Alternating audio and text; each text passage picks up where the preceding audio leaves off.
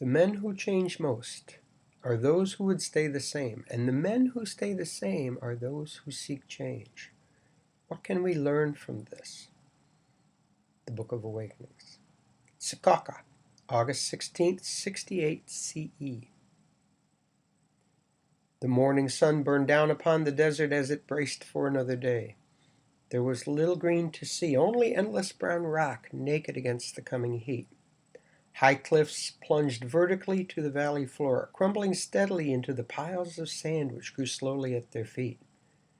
These shifting waves of dust were relentlessly swept away by the hot winds blowing down from above, yet clusters of shrubs clung desperately to cracks in the baking rocks, as they had for millennia. Men, however, looked away from the sun, fleeing into caves to hide from its heat and from the treacherous light which might reveal them to other men. Those who lived here were strong indeed.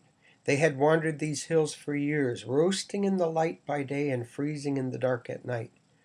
It had made them dry and rough, like old parchment.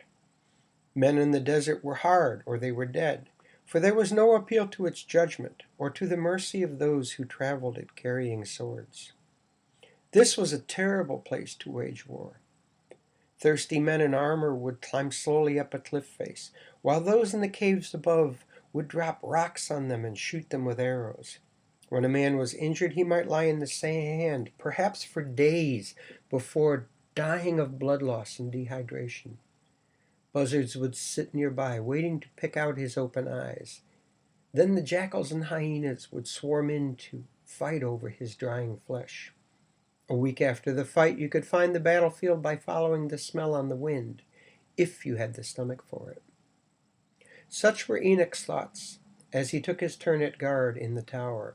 He was watching the brothers, together on the plateau below, welcoming the day in prayer. What fools they are, he thought. They wait for a Messiah to come save them when they should be fleeing to save themselves. He shook his head.